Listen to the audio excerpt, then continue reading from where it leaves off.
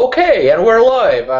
Okay, welcome everybody. This is the second session of our prelude for Werewolf: The Dark Ages. The setting that we're in has a lot of details in it, especially like being set in a small town where every single resident of that town pretty much is made a list of and that sort of thing, and we have a map and all that. If you want to get on speed on all those. All those little trinkets of information, you can just check out the first videos, beginning parts, the first 5 minutes or so, where I explain the setting and the time period and all that sort of stuff. But yeah, we're gonna pick up from where we left off last time with John Poland here, and I'm just gonna give a short little recap. Because we did end the session in kind of in the middle of the day type of thing. Basically, what had been going on was that John's character, Michael, had been getting these. He had gotten this task for himself from his uncle, who's a friar in the town of Vildmark that we're set in. He had been given this assignment to teach one of the girls, who is a couple of years older than him, called Agnes, in the town, to teach her how to read and write. He was given that assignment. The family gave the church a lofty, a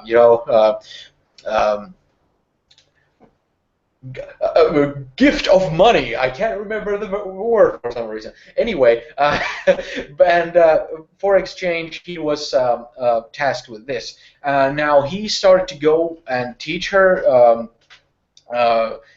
Teach her to read and write and all that. And in the meantime, he had been getting these dreams. He had been noticing different things happening around him. Things like when he would get reprimanded, he noticed that he wouldn't really feel the pain, and it didn't really register. And after a little while, he would notice that, oh, there's a couple of droplets of blood here and that sort of thing, without having any welts or any wounds or anything like that. Strange indeed. But on the at the same time, he was getting these dreams, these very vivid and very clear dreams about different things happening around him that were kind of surreal. He had dreams where his uncle, a friar of the church, had spider web spewing out of his mouth, and when he went outside the house, he saw that all the houses in the town were covered in spider web, and on top of the chapel of the town, there was a giant spider on top of the web-covered chapel there. The dreams progressed through time. He had another dream where he noticed that only one of the houses is not covered in spider web, and that was the Alren house, the shipbuilder, carpenter household, which was the house of Agnes Algren, the girl that he had been tutoring. And he noticed that his own hands were covered in spider web, that he himself was almost mummified in spider web. These dreams always woke him up in this kind of cold sweat and nauseated, kind of a sense of what the hell was that type of thing, And while tutoring Agnes, there had been this clear connection of first starting to like her. She was very warm and inviting and very friendly, and since Michael has been raised up in a very stern and very pragmatic environment, her kind of warmth and her kind of way of being around people, and especially him, seemed to be very inviting and very something he wasn't very much accustomed to in a positive way, And as the time went on, as he kept tutoring her, their conversations became more personal. They started to talk about their dreams, their aspirations, their pasts, their family members, their woes, and their their dreams and that sort of thing, and it kind of went onward into how our last session ended with them having their arms wrapped around each other with her head laying on his shoulder and that type of thing. And uh, just my new cat sitting on top of my bookshelf there. But yeah, and also something to mention was that the second day he came to tutor her, he met her uncle, Staffan, as he was called, this ginormous person that he couldn't recollect ever seen before, especially in like services in the chapel or anything like that on Sundays. I kind of overestimated his height. I think I said he was something like 6'12", which is insanity, which is like Shaquille O'Neal or something like that. And it's like, okay, let's take it back a little bit. He's more like 6'6" or something like that, like Dolph Lundgren, Arnold. Well, Arnold is not that tall. Yeah, he's The Undertaker, something like that. Yeah. Yeah. Yeah, 7 foot. That's Andre the Giant. So. Yeah, yeah. That's way too freakish. You know, he would be considered something like a freak basically of that. He is freakish because he's so damn bulky and huge, but he isn't like something that would make you think like, oh, that's he must have gotten that from making a deal with the Satan, you know, or something like that. You know. But yeah, all of that has been going on, and last session ended with basically their little tender close moment there that was very quickly like interrupted by the door getting slammed open, and there had been these kind of anxious little things that there's the parents right behind the door, and there's this intimidating uncle there and all that, and especially when the uncle saw that Michael saw Agnes when she was swimming in the nude and that sort of thing. So there was a lot of things to be, a little bit anxious about. And when the door flew open and there was just her 3-year-old little sibling there yelling with her, with her front teeth, not missing and that sort of thing, about a squirrel being outside, and that sort of thing. It kind of, everybody erupted into a kind of a laughter about how much they were spooked or what occurred and that sort of thing.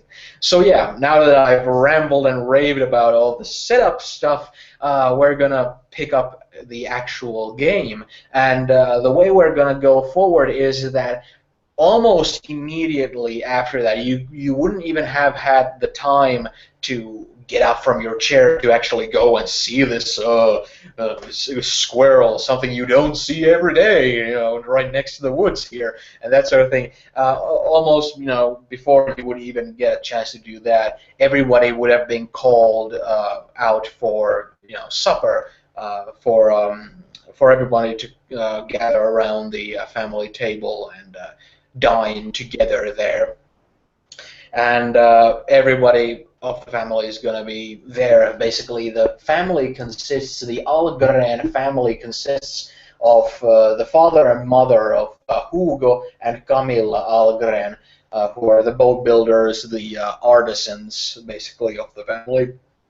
And they also, their household also includes 2 grandparents from her side, and also this one uncle from her side as well. And they have 3 daughters and 4 sons. Now, the children have only been listed as Agnes, who's like a 15-year-old, and while as Michael is almost 14 himself.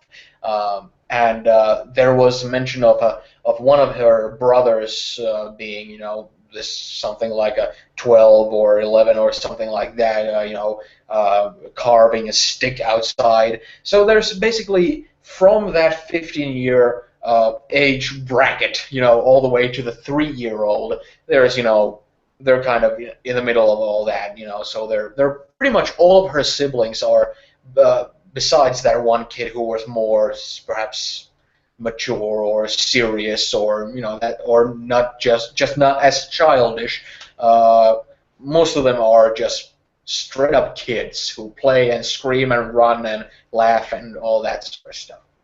So everybody would be gathered around this large family table there, with everybody seated there, all the grandparents and the uncle and all the kids and all that. And you would be positioned, basically, you're going to be sitting aside from Agnes. She's going to be right in front of you on the other side of the table, and right next to her, sitting right beside her, is her uncle.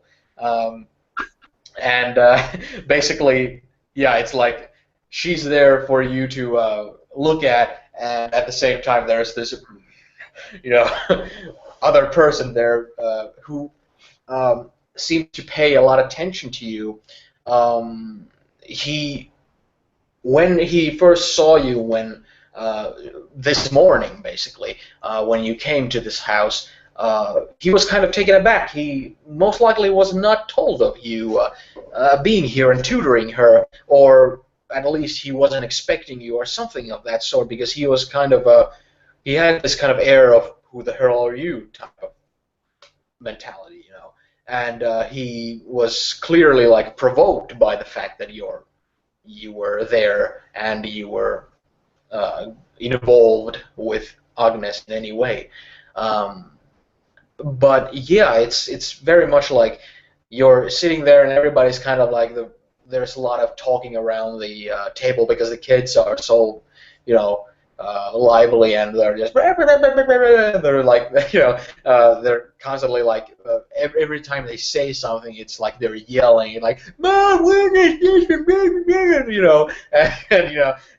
And there's more of the and of course the mother is slaving her ass off, to prepare the food and serve everybody and all that. And the father, Hugo, is much more of a, he's much more, sound-minded and calm demeanor type of person, who's not, saying too much. He's just, enjoying his supper there. But right beside you, Agnes is clearly like during the meal, she's constantly like, her eyes are like constantly meeting your eyes, and after this kind of feeling of, okay, I've looked in his eyes for like 5 seconds, I better look somewhere else so that nobody else notices, and immediately going back type of thing. There's this clear like line of eyesight and looks that are made between you, and also smiles that no matter how much you would try to, not make them, it's easy. It's not easy to keep them at bay. Yeah, I think Michael during the whole meal would find himself very similar to the way that Agnes is like looking up and seeing her, especially if she's already looking at him, that he'd probably just lock eyes with her. But it's almost impossible for him to ignore the uncle who's right in the corner of his eye shot, even if he's looking at her, that he knows that he's just staring.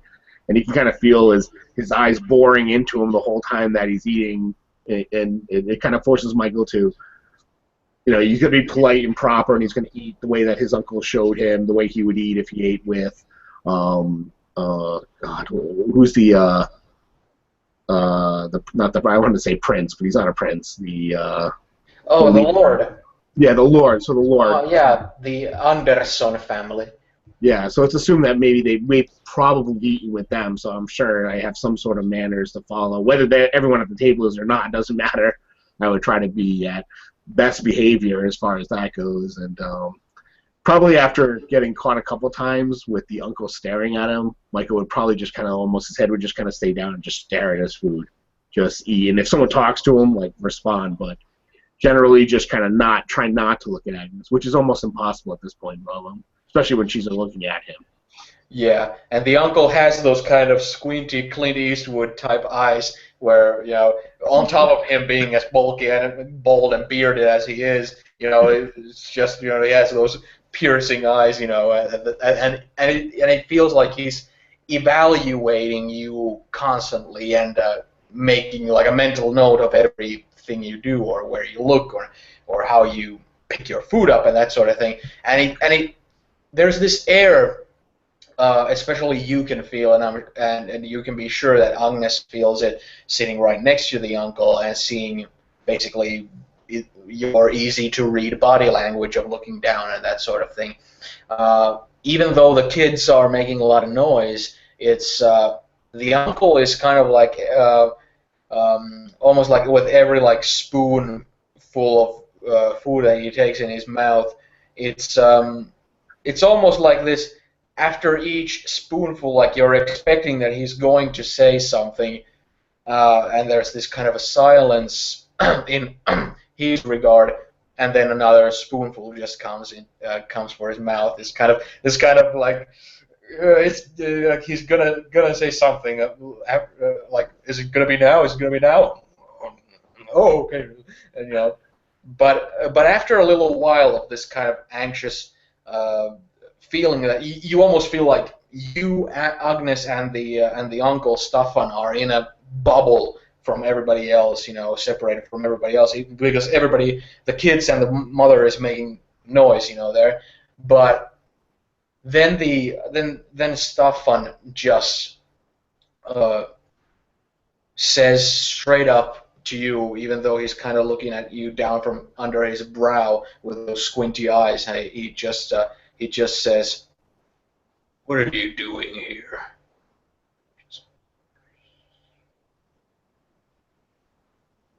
In mid spoonful, I would stop and I just turn and kind of look up ever so slightly at him, still kind of cowering a little bit, and be like, I'm here to teach Agnes letters,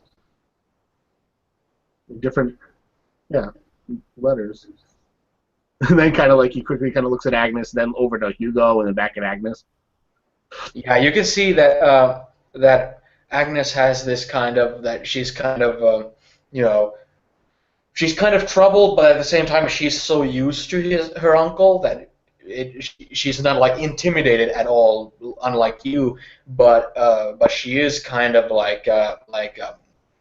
she clearly would not like him to air his opinions or anything like that. And Hugo is very much like not taking part. He's kind of like not even listening type of thing, or like intentionally not listening type of thing. But when you say that you're in this straight up manner, he kind of looks at you and looks like up and down at you, and squints his eyes a little bit and says, "No, you're not." And he takes another. I sort of bring the spoon that I had still never brought to my mouth. I sort of kind of put it down and kind of look at him, and my brow sort of furrows, like I don't almost like that I don't understand what you're saying. And I look at Agnes, and I look back at him, and I'm like, that was what I was sent here for by my uncle. You a son of that preacher man over there.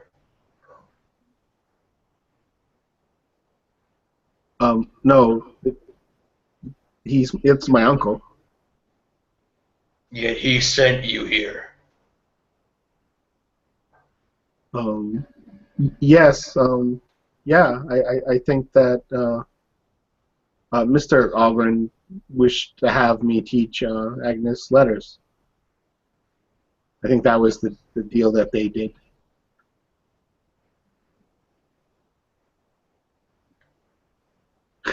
You can see my eyes kind of like go to Agnes, pleading, like, "Oh my God, I'm gonna die, and I don't know why."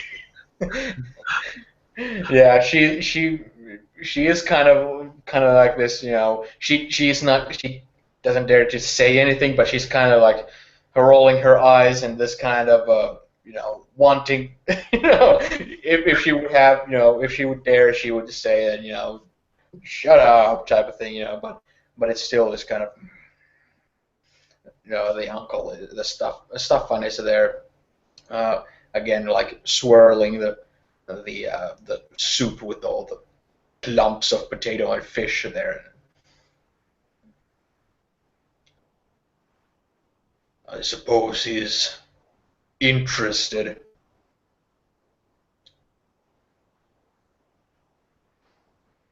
Is he not?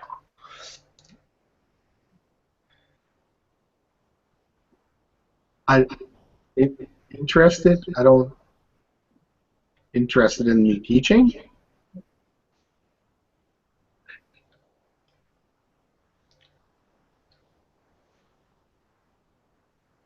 He hasn't asked you too many questions yet, has he then? Um, the other night he did ask questions about my teaching when I taught Agnes. He did ask some questions about what she believed or what you believed, or no, not you, but what Agnes believed about nature and life. Just like I thought. I know why you're here. I know why you've been sent here. You might be ignorant to it yourself. I know why you're here. And he puts his arm on Agnes's shoulder in this very like protecting type of fashion. Like,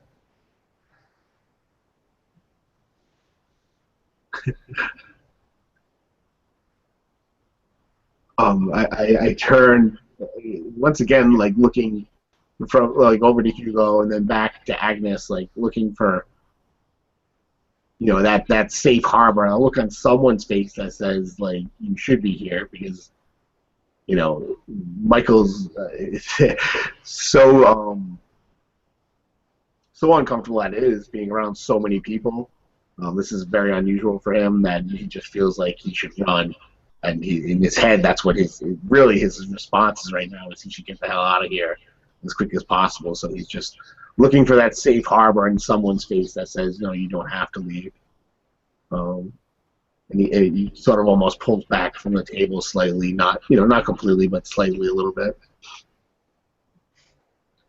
and you can clearly see that as that's going on, you can see that that Hugo is clearly like the kids are not paying attention to this at all, and they're just yelling, and the mother is way too busy to even notice that Staffan has said anything. But Hugo has like raised his eyes a bit, and he meets your eyes, and he has this kind of a, you can see like extra lines come under his eyes, this kind of a, like you're gonna read that, like everybody finds Staffan to be a difficult person to live with or to disagree with, but it's kind of like he's complimented you before, and he this morning like patted you on the back and said that he's glad that you're here and all that sort of stuff.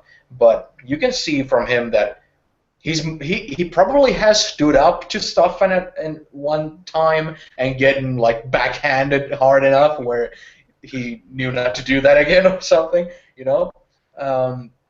So he does kind of, he gives you kind of a look that you can easily read, but yeah, he's not like standing up for you like visibly. And Agnes is kind of like she takes the hand off of her shoulder and is like sighs but doesn't say anything either.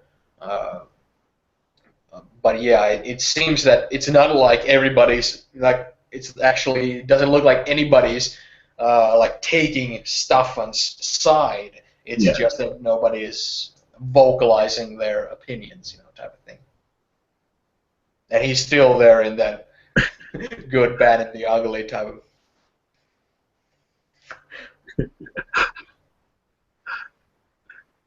I think after a couple of seconds, if he doesn't say anything more, I'll go back to just playing with the soup. Probably not eating, but just making motions. And trying even harder not to look at Agnes. Yeah, probably, yeah, definitely not. But definitely not saying anything, unless he directs questions at me, or someone else does, obviously. Yeah. As you're basically there kind of evading this turning into a actual conversation or anything.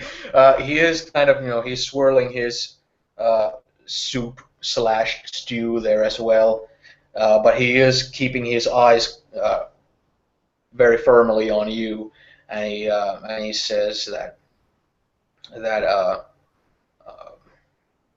so. Are you planning on giving her any specific books to read then? He's like, I had looked for books for her to be educated, and she said that she liked other knowledge of other countries, but I don't have any scrolls or anything that would have that information. The only books that we have, and I probably have it on me. I just show them the Bible. I'm like, this is the book that I'm teaching her from. Go figure.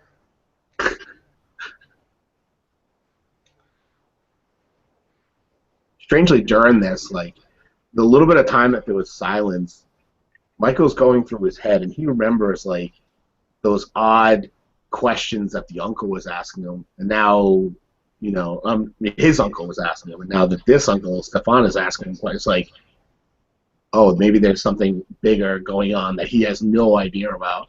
And he's really, he doesn't know what is right or wrong, or, he doesn't have enough information yet to draw up anything, but it's definitely nagging in the back of his mind.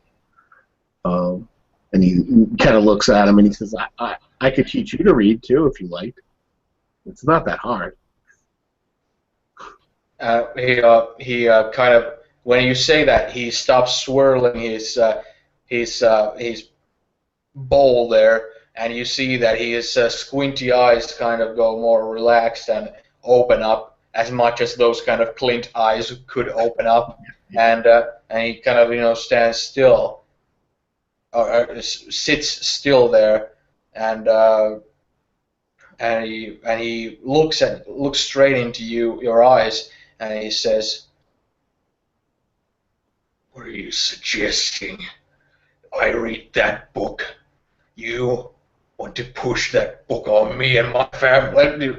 In mid-sentence, he throws the spoon off, and he stands up from the bench, and immediately, like, he towers, ginormous, and immediately, like, Agnes already has, like his clothes there, like, pulling her, like him, like, don't get up type of thing, but he's like, this very, like,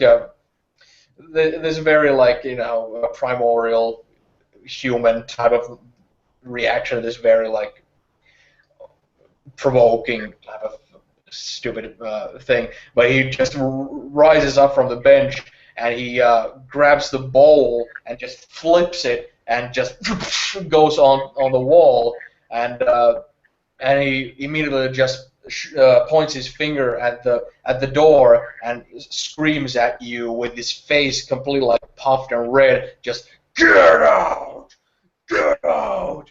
Get out! Get out! Get out!"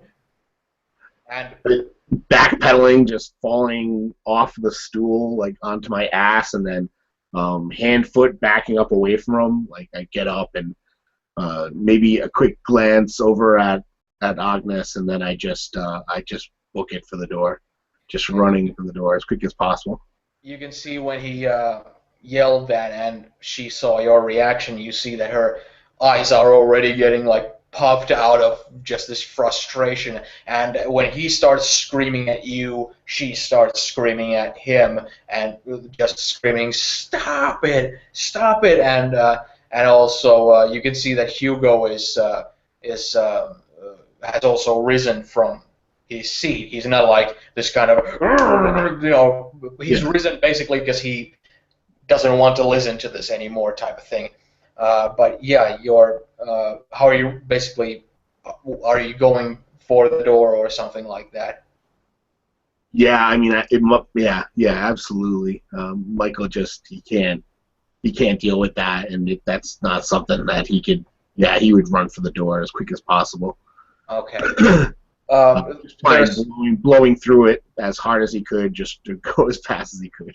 Yeah, there's really no obstruction because there's just kids that were sitting next to you.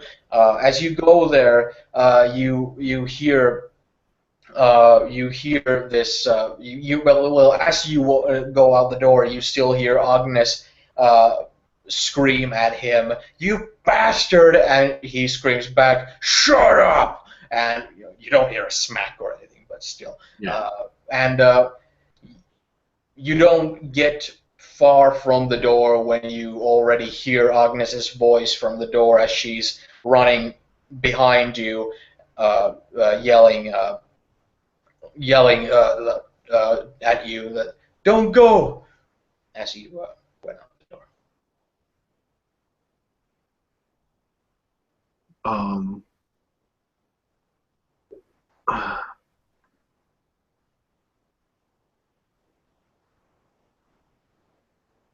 Ah, man. Just blood is just pounding in my ears and my vision, and um, I have a sort of tunnel vision of like, focusing completely on, the tiny shack that's the house, a place of somewhat safety. But there's also this point where, I'm angry because I don't know what I've done wrong in this situation, so I'm mad as well. And I kind of stop, and I think I have tears kind of just streaming down my face, tears of frustration and anger. I'm just hot and mad, and I just turn and stop and kind of skid to a halt and stop and turn and look back at her. She'll be like out of breath as she has ran through the door as well, and she also like her hair has gone like and she's also like as she sees you stop, she immediately like starts to walk towards you, and she comes and in they're basically in the open. She comes to put her arms like presents her open arms to you for her to come closer, and and she looks very like she has this very I wouldn't say puppy dog face, but she has this kind of like she's very distraught and embarrassed and also very worried about you as she's coming she's uh, I uh, sort of I sort of step forward into her embrace, like not where I wrap my arms around her, just sort of come forward, and then if she closes her arms around me, then I just kind of hold her low in the waist, and probably put my head down like onto her shoulder, and uh, almost just slightly weeping, like almost frustratedly weeping, like I don't understand. What did I do? she places her hand on top of your head, and she, with her lips basically being right next to your ear, she just shushes you and says that I'm sorry, I'm sorry.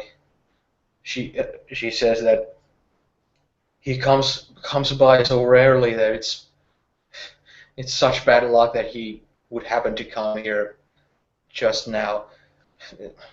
Wait, she takes her arms off and grabs you by the hand and looks at you and starts to lead you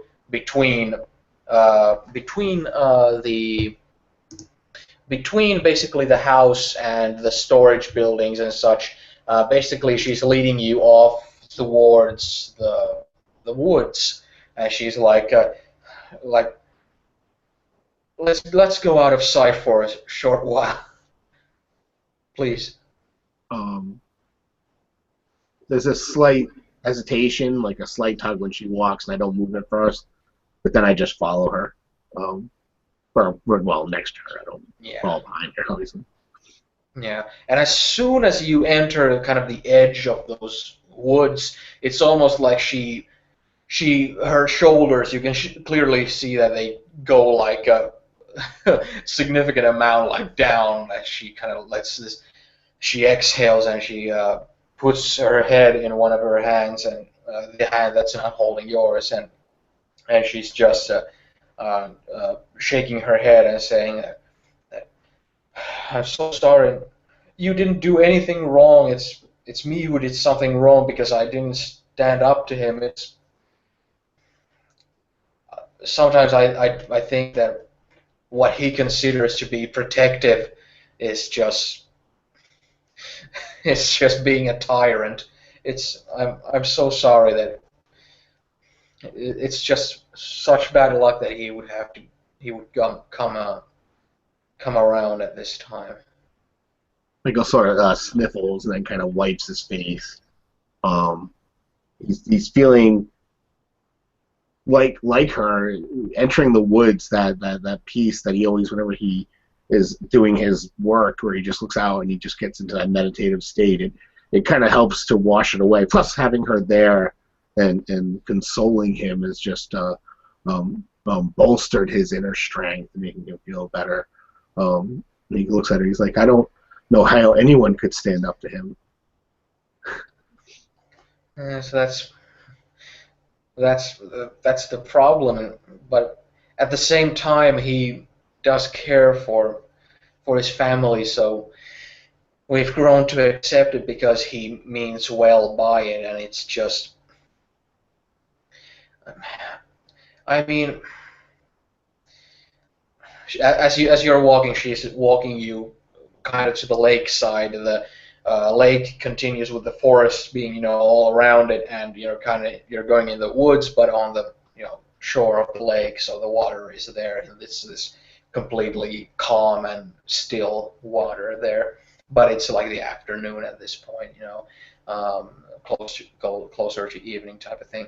And she's holding your hand throughout the whole time, and she's slowly walking with you there, and she's just saying that he spends most of his time in the woods. He does most of his hunting out there, and he only every once in a while, every 2 weeks or so, comes to the house. He, it's Michael sort of clears his throat. He says, like, Agnes, he mentioned questions. My uncle asking questions, and I didn't think anything of it, but my uncle did ask questions about you the other night. It seems like he wasn't. It's been going through my head. I just don't understand what's going on. it's how I'm sure my parents have told your uncle, and I don't know. Of course, I want to expect the kindest of things of people I don't really know and can't really say of their character. But I would expect your uncle told you why my parents are wanting me to learn to read and write.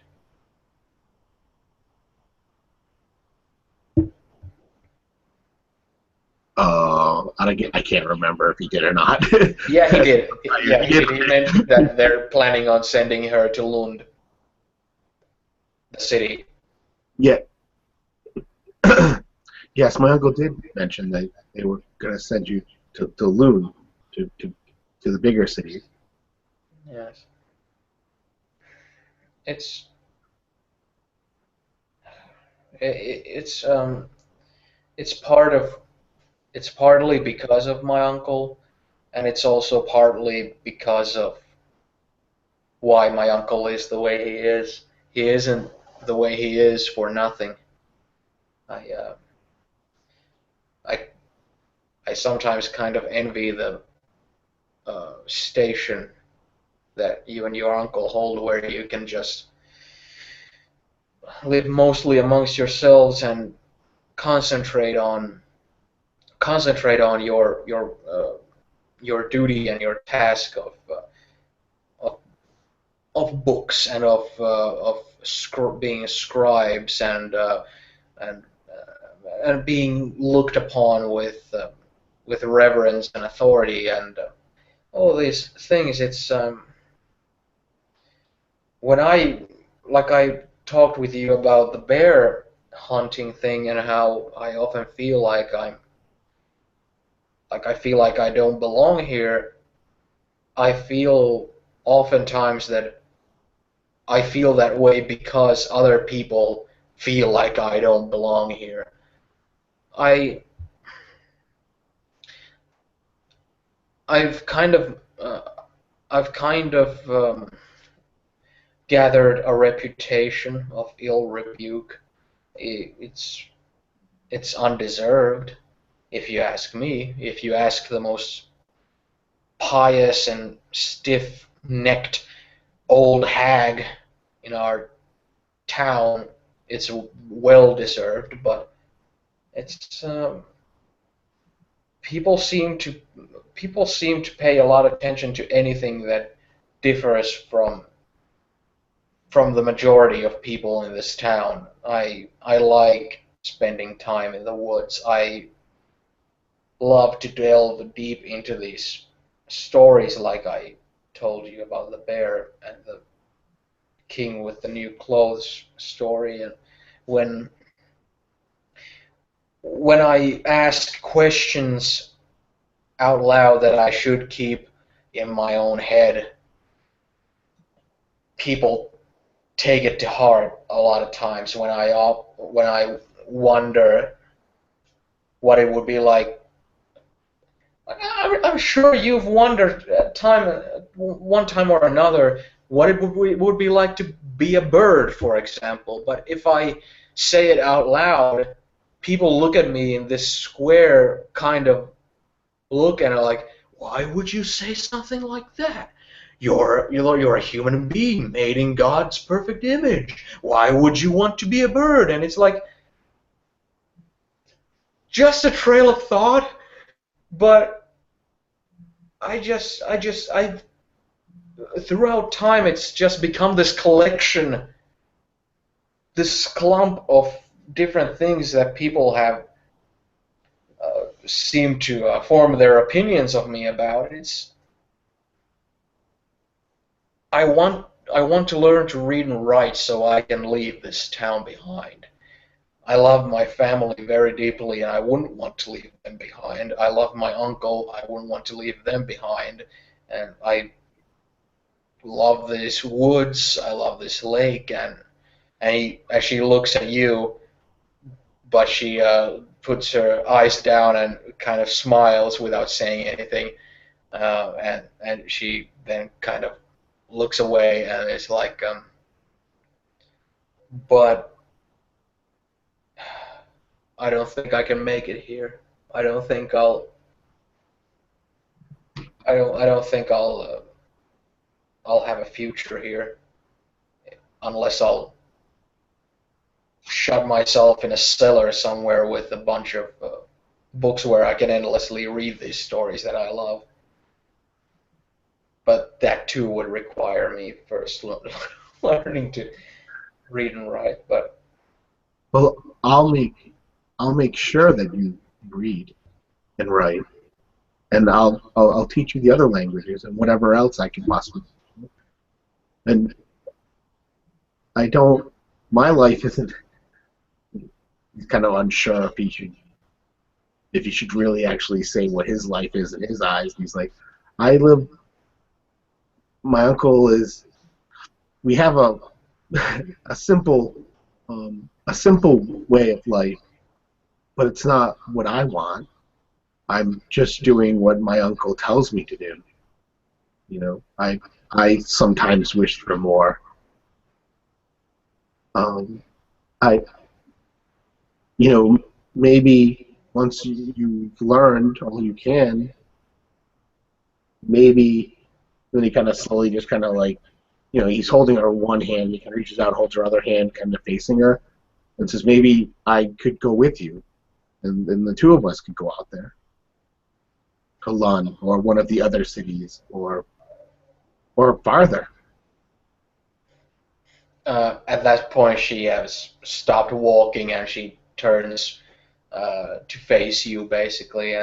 But you can see that she's blushing and she's looking down. She doesn't dare to make eye contact. She's smiling and trying to like hold back this whole like toothy smile, but you can see that she took what you said to heart, and she's just standing there in front of you with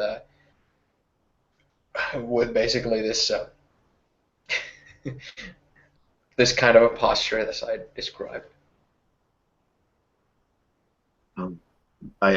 Michael would not, definitely not break the silence, and almost because in my head it's kind of picturesque with the water behind us and the sun. Oh wait, where are we? In Sweden? Yeah, it's afternoon, so the sun is rather yellow. Yeah. Yeah. So yeah.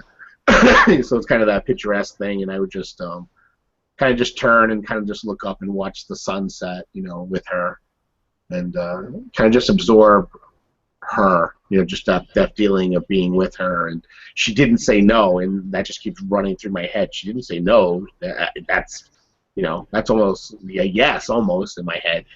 And then like, why would she not say no? But that doesn't matter, My uncle would say she would say no, but she said yes, and these thoughts just keep rushing through my head, and it's like, and then like this sense of protection goes through, like, well, I'm not telling my uncle anything about Agnes. She doesn't need to know any of this, and I'll make sure that she's safe. And there's no way that whatever weird thing that's going on between him and the other uncle, her uncle Stefan, I'm not going to get involved. That's not going to, that's not going to affect us. And then just kind of let that play out to where it is if she's silent as well. Yeah, she kind of she doesn't make eye contact with you, but she steps closer and she kind of leans her head forward to like meet your head there, and at that point, she doesn't again make eye contact, but she speaks speaks very softly, and she says, "Such words you say."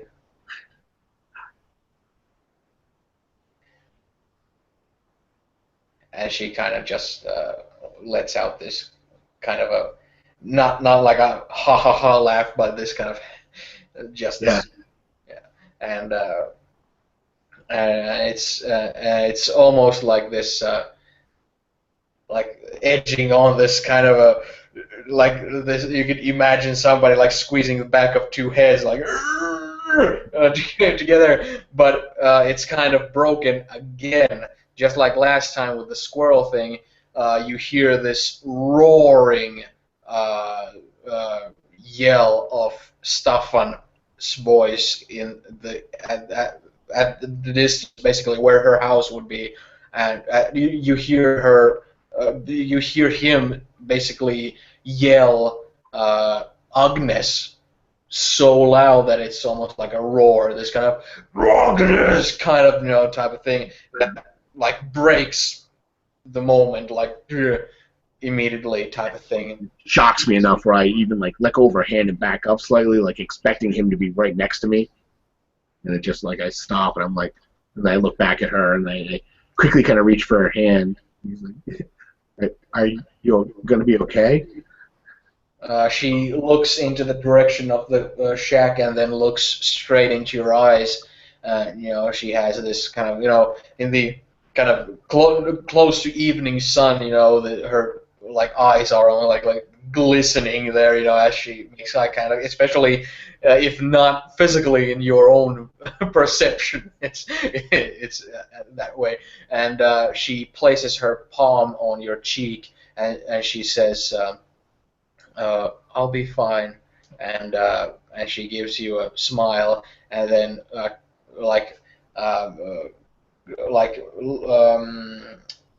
gets on her hind legs and gives you a peck on the cheek, and then she goes off like sliding her fingers from your hand, but she does then like look at you, and then she turns and starts running towards the house.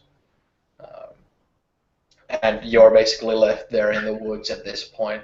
and it's the evening sun is setting. You're looking and you're turning, and the kind of spot where you were, it's kind of this, not like an actual like clearing of an opening there, but it's like there's a lot of trees there next to each other. But at this point where you're staying, it's almost like there's a space of trees missing. Oh, hello. Um, and the sun is like directly there, so there's like this line of sunlight glistening off the water there, right in front of you. So it's very this kind of photogenic type of scenery. It's kind of this warmth that's coming from the last rays of sun as they're touching my skin, and my hand. Like, then I notice that my hand is like just holding the side of my cheek where she kissed me. Like, and I kind of look at my hand, and I'm like, just kind of like, probably not something that Michael never does. He just smiles, just has this huge grin, and then begins walking calmly home, giving a wide berth to the Alren home. Making a wide, to walk around it, towards. Yeah. Okay. As you're walking along, when you come back to the town, you notice that perhaps because of something that she said, or actually most likely because of explicitly what she said, you pay attention a little more than you normally would, and you notice that there's these kind of pairs or these little groupings of women here and there, older women and middle-aged women mostly, not so much little kids or teenage girls or something like that, mostly like older women who are like huddled up in these groups of 3 or 2 here and there around each corner, and they're just like this kind of like these rotten faces. They're just kind of they're like talking with each other. They're clearly like gossiping. Yeah. But when you kind of walk past a little group, when you come around a corner and they're on the other side of the corner, so they don't see you approaching, you hear a specific, like, it's clear the tone of the voice is such a there's this kind of classic, almost like a caricature of a gossiping,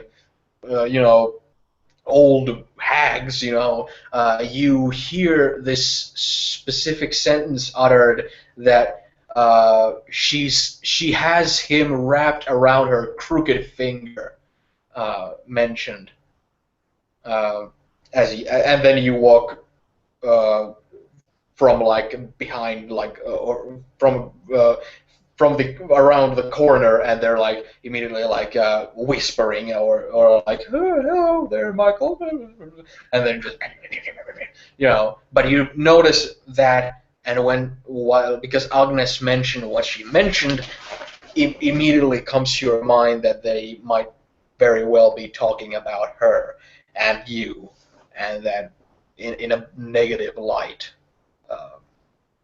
So that's something that you hear, and something that. Yeah, I think that I would continue my pace and do whatever I would normally do, which was maybe if they greet me, to greet them back, but then to kind of go into my normal stance, which is kind of looking down at the ground instead of looking up.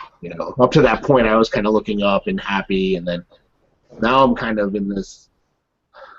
I don't want to say I'm on detective mode, but that's kind of like in my head. There's a lot of stuff going on that's being opened up to my eyes. That all this time I've spent living with my uncle, sheltered, that I didn't understand. Most interactions that I've had with people were through the church when we had services and stuff like that. I didn't get to see them when they weren't at their quote best, when they weren't at their Christian best.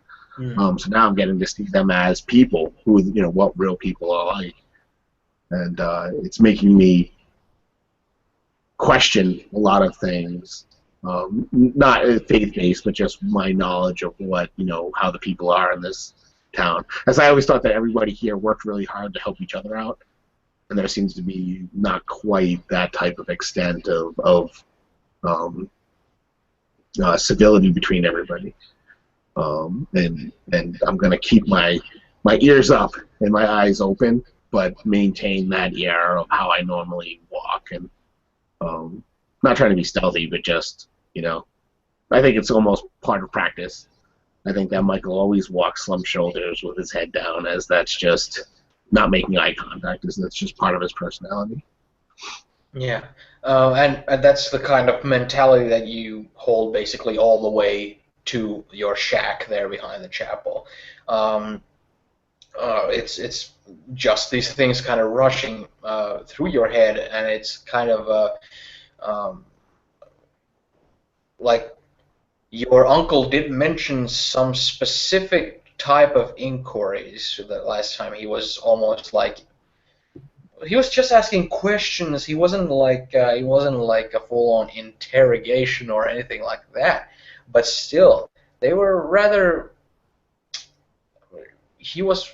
He seemed like he was. He knew what he. He knew seemed to know what he was looking for.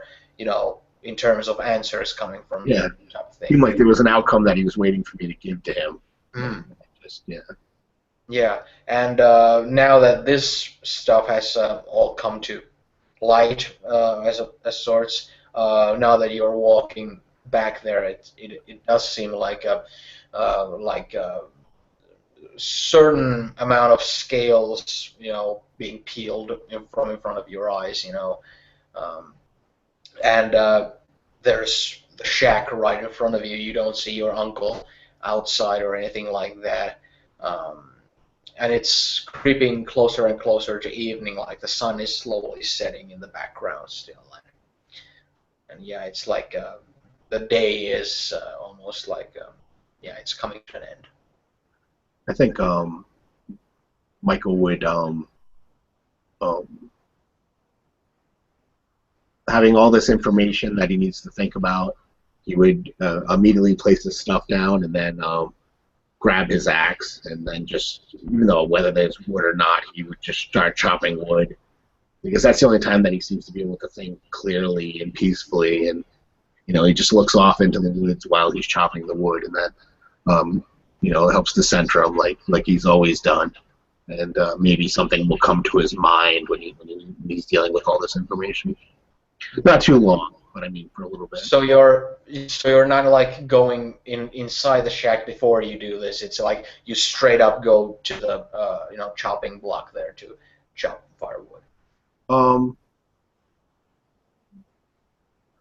Yeah, no, he would go in because he has to put his writing utensils and his books and the Bible inside the house. He's not going to leave it outside.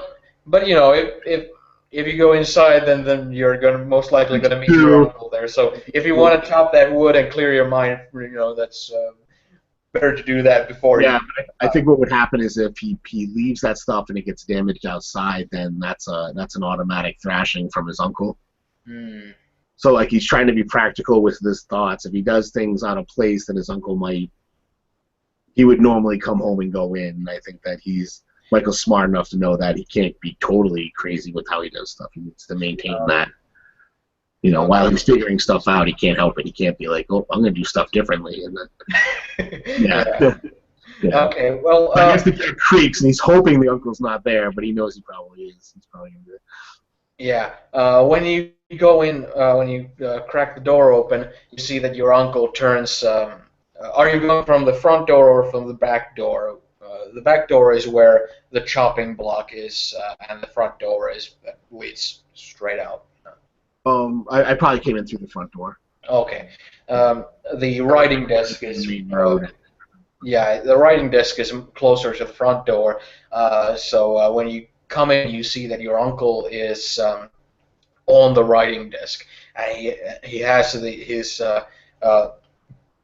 little ink pen on his hand, and he raises his head when you come in, and he doesn't make any specific expression, but since when he writes, he has this kind of, and when he raises his head, the expression is the same. It's this just this kind of work face. Yeah, he's looking at you in this. He's just looking at you as you come in, evaluating everything you do as he always does. As I come in, and I say, "Good evening, Uncle." and then place my books down and start putting stuff where it goes. You see that he doesn't really reply anything to you. He just looks at you, and when you go and put your stuff down and all that, you see that he kind of turns his body, kind of, he keeps looking at you, but he doesn't like leave his seat or stop, his work. But he is like looking at you without really saying too much, or actually saying anything. Anything at all, yeah. Yeah. As I put the stuff down, I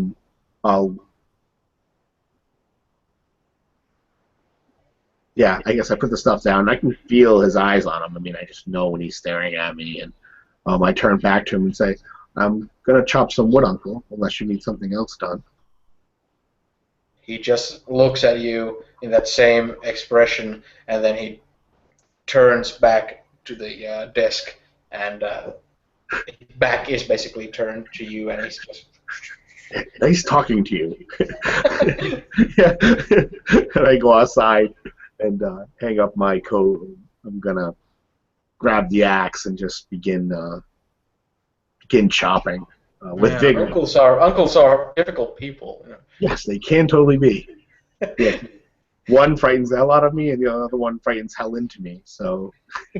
Yeah, but yeah, you get to chop firewood there, and it is like you said, it's something where you can concentrate and kind of clear your head. What sort of stuff are you kind of dealing with in your kind of... So the the kiss has left a warmth on my face that just won't go away, and even though I try to clear my mind clear my mind and think about like what the uncles or whatever is going on between them, and is this what has to do with my spiderweb dreams? I mean, is it religious based? Is it just a feud from families long ago, or that stuff goes through my mind, but I can't concentrate on any of that, as all I keep seeing is like Agnes's face, like just lined by the sun, her hair lit up, that last image of her just reaching in to kiss my cheek and her smile, and that seems to be the image that just keeps coming into my head no matter what I do, and it's bringing up teen feelings in myself that I've not had before, that I'm just now starting to deal with, and through hard labor, is the only thing that I can think that can get these energy out of me, and I go at it at the wood to just crush it into tiny pieces. Yeah, you're turning into a good Calvinist there, pragmatic labor, cleanse the spirit. But yeah, but yeah, it's like you said, you have been going through emotions that you haven't ever felt before. Emotions through your experiences with Agnes, and experiences like today when you got like outraged and stormed out with frustration and anger and this kind of powerlessness of nobody's standing up to me, and I can't really stand up for myself against this kind of a huge Hulk, and all these different things that you've mainly known this very like docile, this kind of cocktail of fear and anxiety and this kind of very harsh respect type of thing before, but now you're like getting into these these fiery emotions. You feel like your blood pumping faster and stronger, and you feel like this when you imagine like I can't wait for tomorrow so that I can see Agnes again type of thing.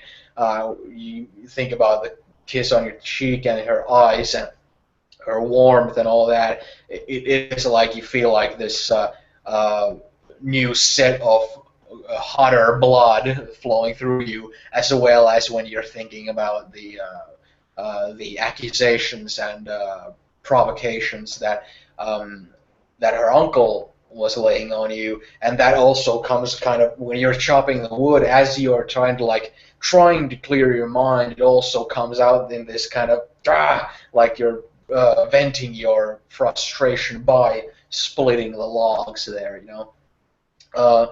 And at some point, you don't quite know at what point, you just kind of feel a presence and see from the edge of your mind, oh no, of edge of your eye, that no, you can sense him. That your uncle is standing in the doorway of the back door and leaning on the door sill there, and he has his well, he's not crossing his arms, but his arms are inside the sleeves type of thing, and he's kind of leaning on the edge of the door sill there, and he's just, without saying, he's just like purposefully creeped up there without you noticing, and he's just, you know, he isn't looking at you with this stern face. He's just kind of looking at you with this serious, this serious kind of face, and you notice that the last chops before you noticed him were this kind of this very much like sweat just going off of your brow as you're, you know, thinking about that goddamn stuff on, you know, type of thing, and you feel that he's there and he's looking at you, standing there. I'm gonna stop and like really just kind of catch my breath, and you know, obviously I'm all pumped and you know, blood flowing through me, and I'm kind of just look at the pile of wood that, you know, I must have collected enough, or probably enough anyways, and then I'll pull the axe out of the stump, and then kind of just turn and start walking towards the house. And then I notice my uncle, and just kind of, for once, probably because of the energy flowing through me, I don't look away. I just look at him, and I will look at him as I walk towards him.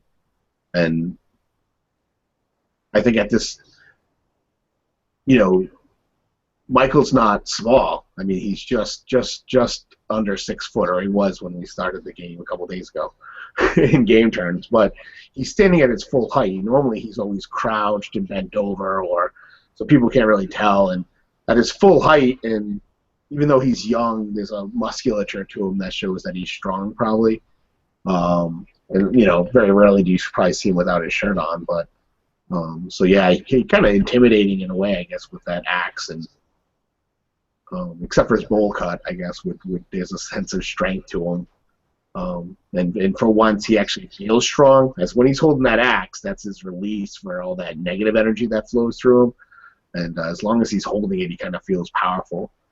And then as he walks towards his uncle, if he doesn't say anything, he'll just put the axe down where he normally does, and then grab his coat and put his coat on. Yeah, you can see your uncle doesn't really say anything, and when you start to come closer, he will like stand sideways so that you can like walk through the door while he's still standing there.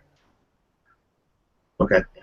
And then almost immediately upon putting my coat on, I kind of just nod at him, and then kind of like go back to the normal slump-shouldered stance that I normally have, and I enter the house and become doing the chores that I would normally do, cleaning up where he ate, I'm assuming, and you know, cleaning the dishes and doing that stuff. As you get in and you start to do that, you hear the back door being slammed shut like this, and you hear your uncle as he's kind of stepping more inside the shack there. He's addressing you and saying, "I see you're. Are you quite all right, son?"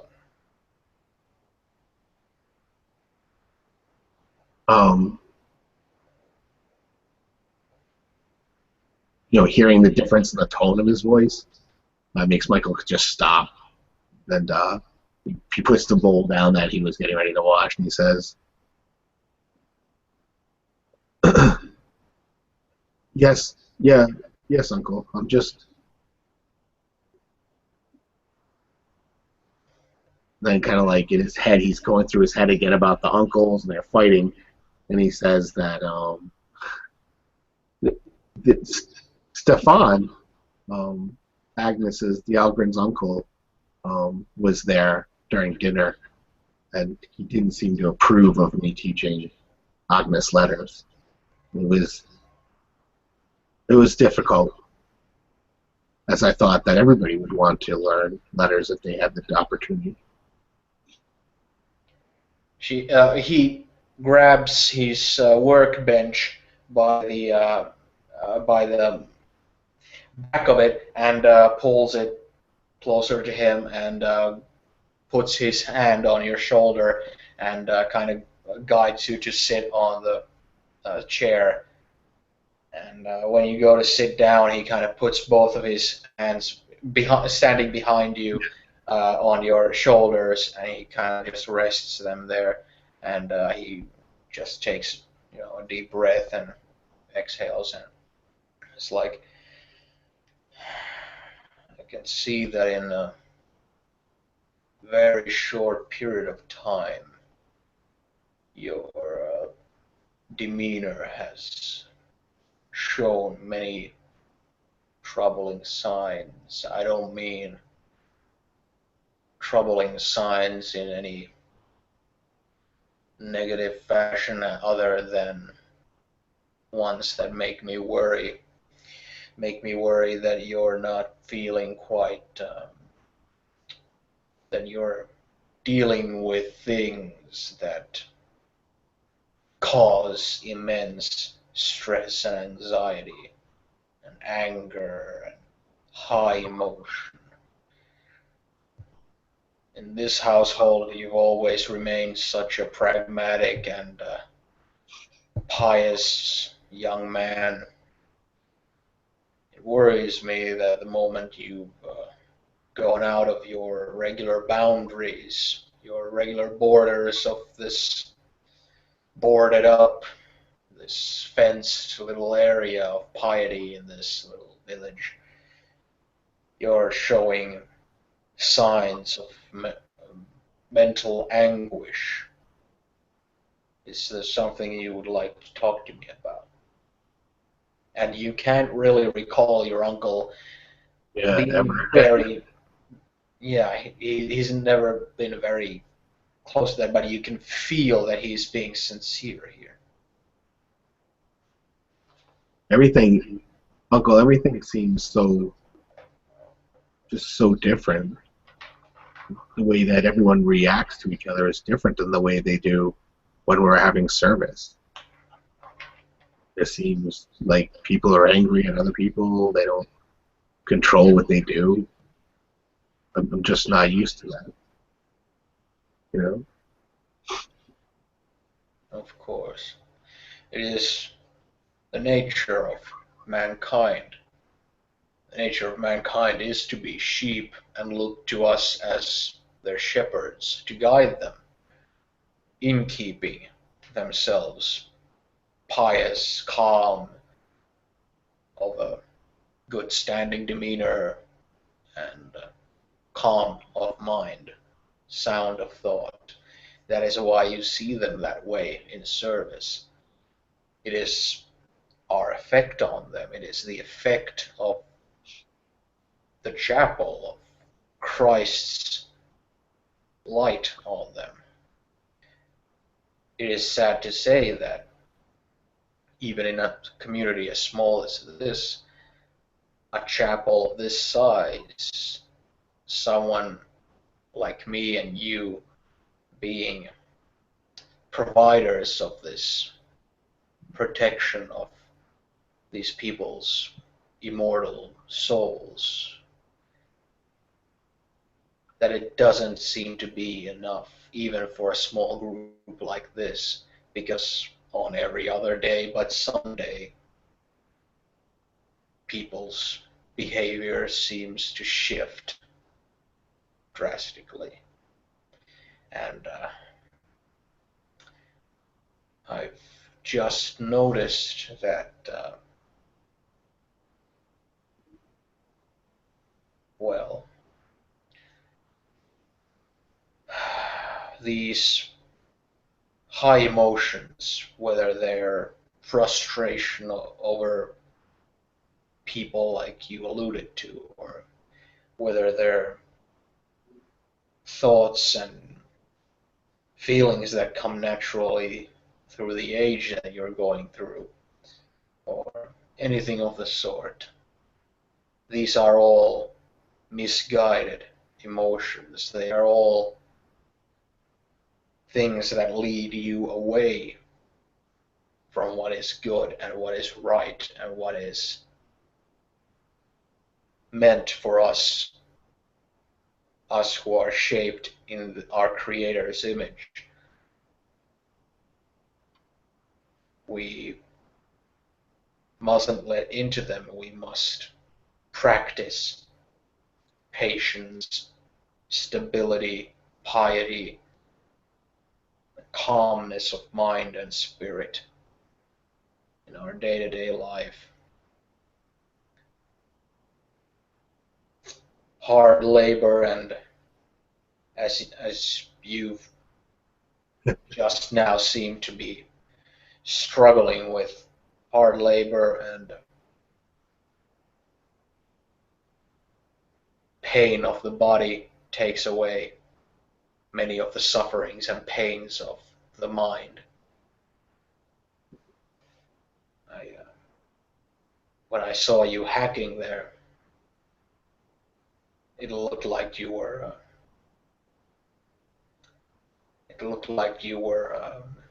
in great pain and anguish spiritually. I think, Uncle, that I was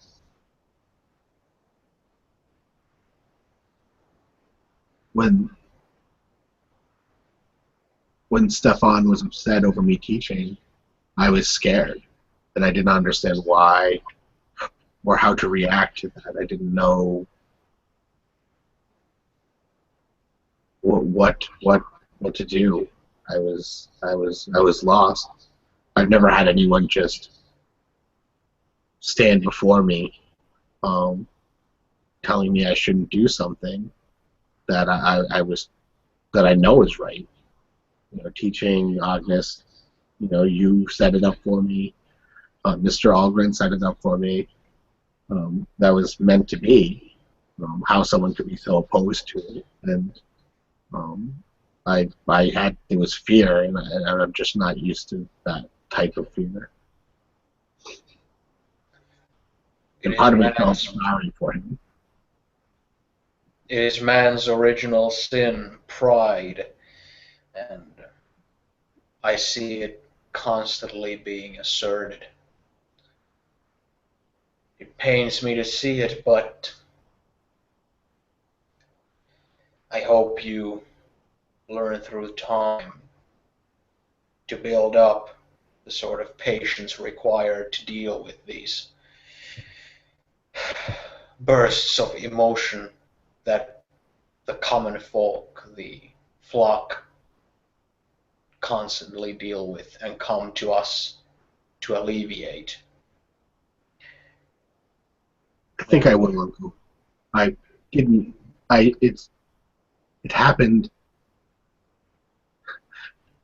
Michael kind of just almost smirks to himself. I wasn't prepared for it, but now I am. And I think that I would be able to handle it better next time. We have such a good life here that we don't outburst, or there's no anger, or that I just wasn't prepared for that when I saw it.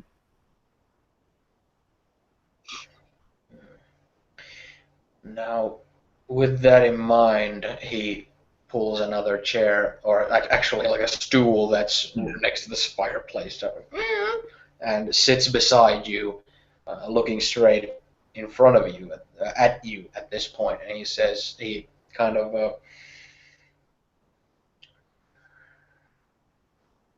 as you've looked over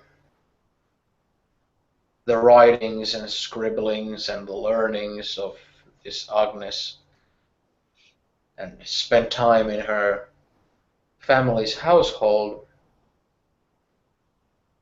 what sort of things does she write? no, normally it's more translation work up to now, where I've given her sentences from the Bible to translate. She does well enough, and she's learning quickly. But for stuff on her own, she hasn't. Even the letters.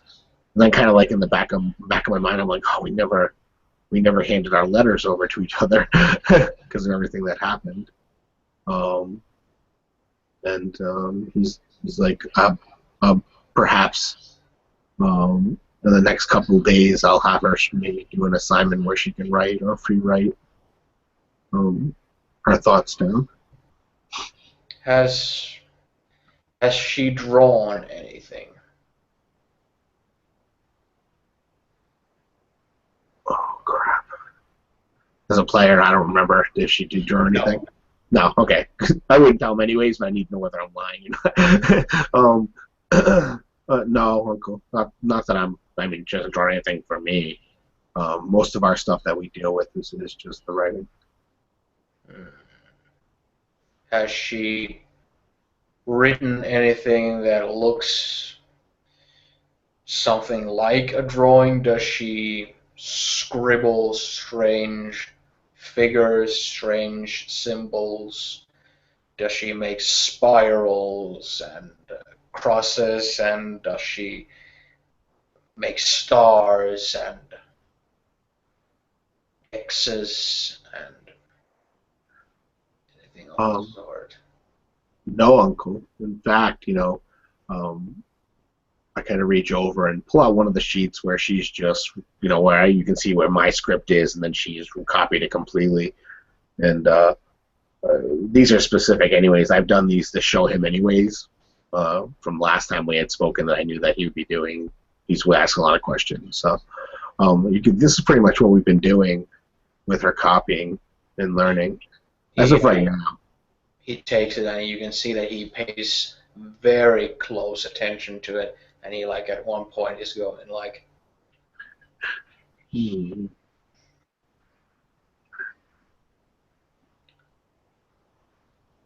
and you see that he kind of turns the paper even upside down, and he's like, yes, that if you look hard enough, you can find something, deal. And he then kind of gives the paper back without saying anything, and asks you, does she bear any writing on her person? Have you seen her keep writings, symbols, patterns, anything of the sort on her person, in a ribbon in her hair, in her pocket, on her ankle, on her wrist, her finger, anything that has anything resembling written text and of the sort on her person? It's like, no, Uncle. She seems just normal. I haven't seen her do anything like that. Actually, I haven't seen anything even in the household like that. They live a very plain lifestyle like we do. Though it's much louder in their house. Is there something I should be looking for? Or something she might be doing that you think is wrong? Yes.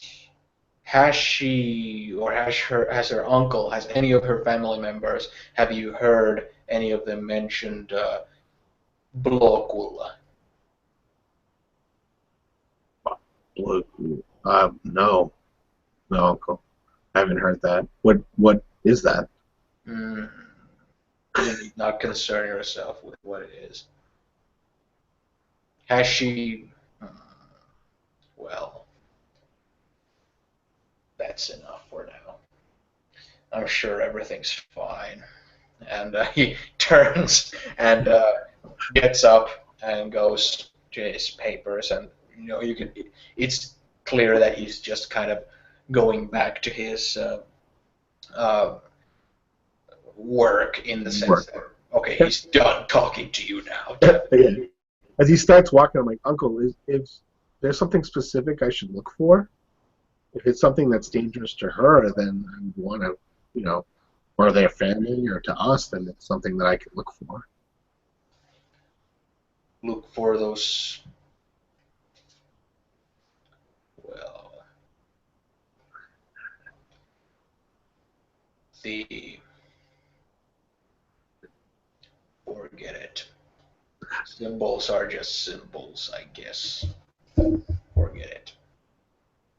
And he goes back to his work without saying anything really after that. Okay, Uncle. And then I go back to cleaning the dishes like I was doing, preparing for the night, like I would normally do. So I'm keeping track of all that in my head now. Now I'm like, okay, he's definitely looking for something.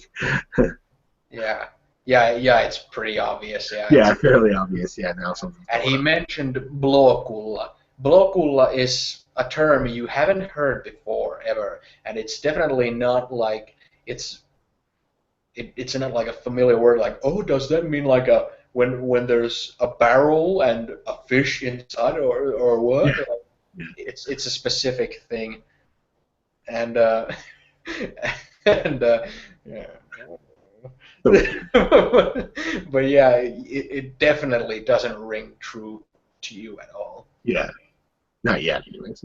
Yeah, you'll Google search it after this Yeah, session. I'm gonna get in there and get the encyclopedias out. Encyclic scrolls. I don't know. Yeah, well, I can say that Blåkulla is in the Swedish witch hunts. Blåkulla is a place where witches ride their flying brooms to dance and eat and fuck with Satan. Oh, jeez. So yeah, but yeah, for your character, that is a completely new thing. You've never heard that. That's completely like out of the blue type of thing. No reference in your mind to that word. Yeah, I'll make a note of it so that I can bring it up maybe later. I don't know. Your cat's distracting. He Yeah, was it's in that little distracting to curl me thing in as the well. back, laying down. His head was hanging over the thing. I was like, oh.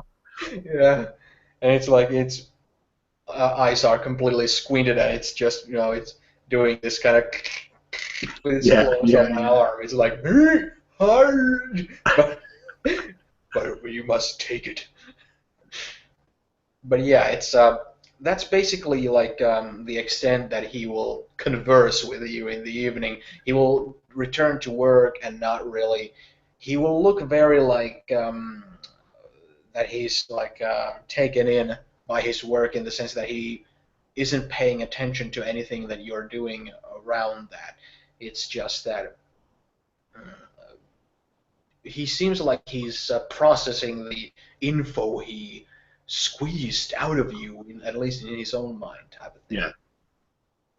So yeah, what sort of are you doing anything specific before going to bed, basically at this point? No, I will do the normal chores that I would normally do and read the pages from the Bible that I'm on, the chapters that I'm on, and then yeah, and then go to bed knowing that when I wake up I get to go see Agnes again. So Hmm.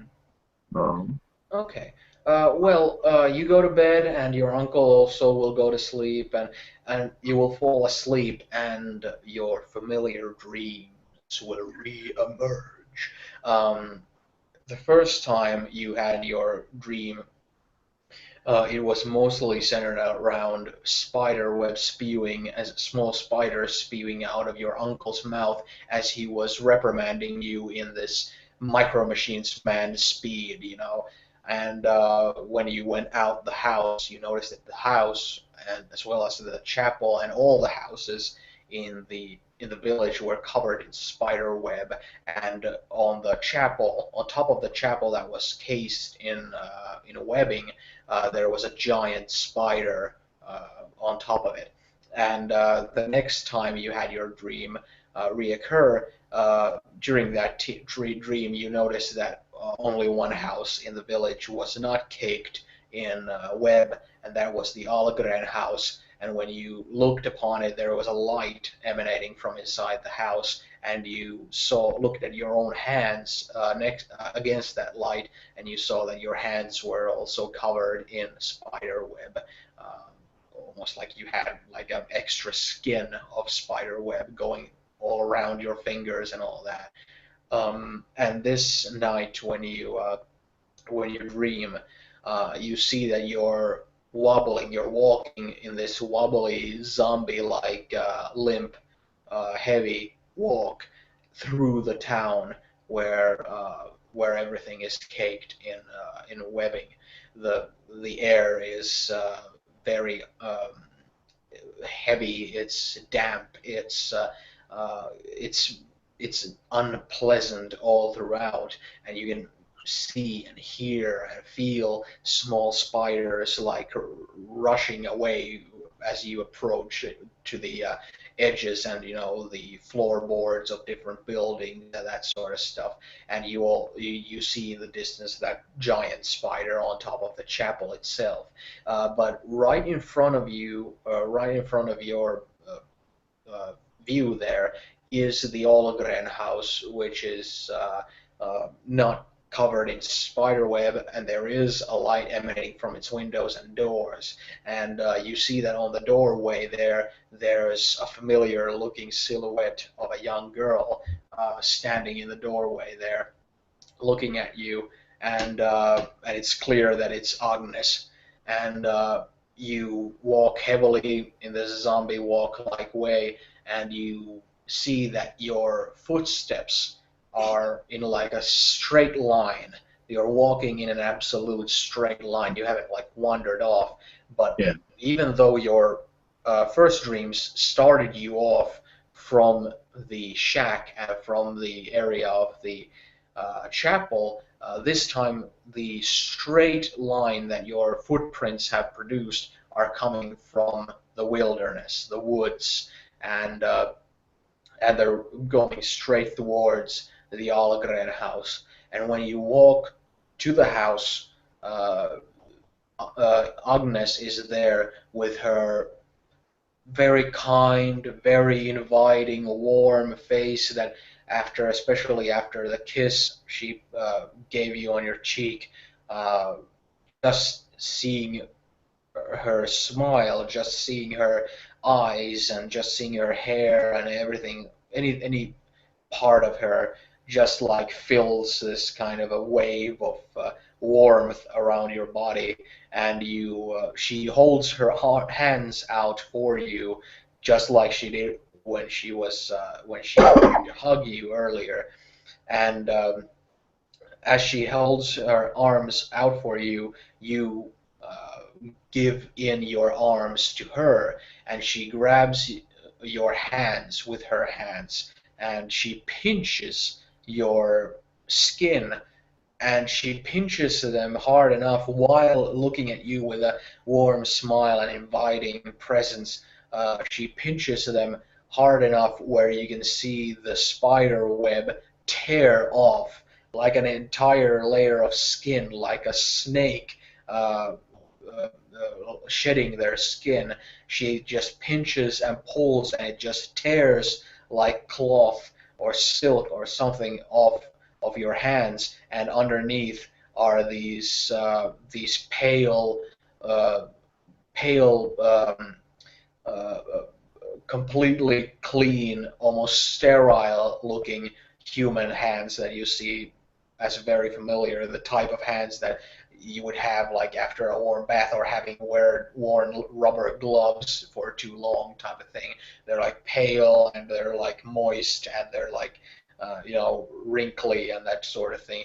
And she like pinches and she rips the spider web off the top of your body, and underneath you're clean and you're pure and you're the genuine you.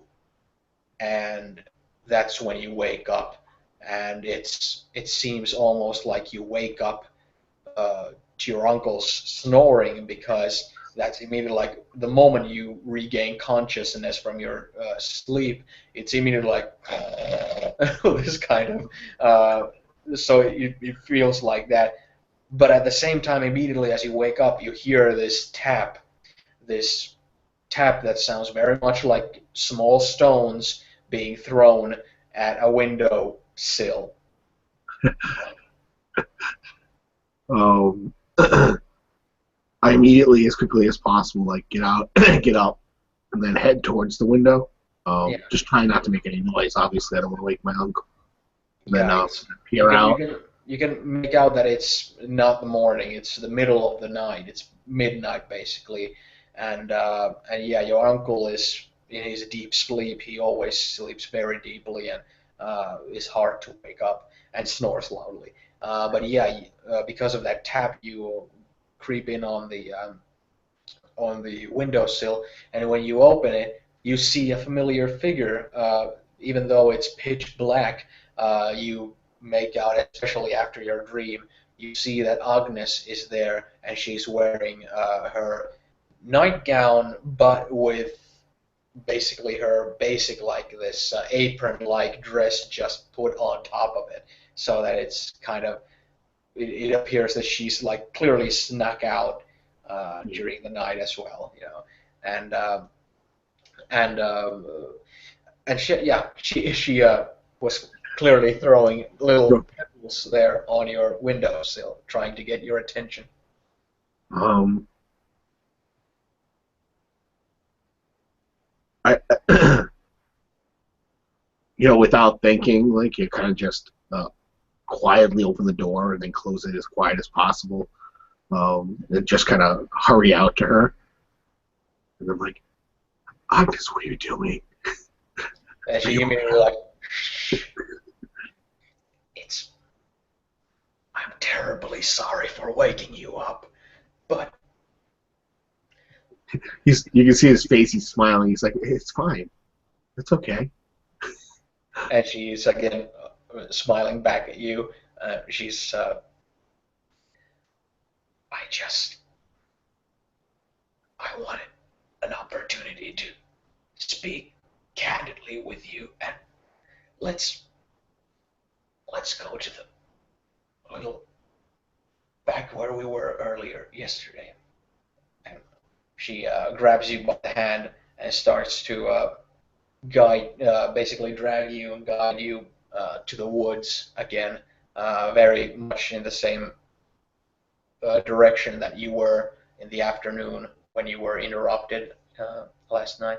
Yeah, I follow closely with her, feeling almost exhilarated. Like I shouldn't be out here. I shouldn't be out here half naked with her. I shouldn't, all these things rushing through my mind. And then just the smell of her running in front of me. I can smell her hair and her scent. Whatever she smells like. I don't know. Lilacs was like. She's running in front of me. I'm like, that's all I can think about as I'm running with her. She actually smells of sulfur, but no. Oh no!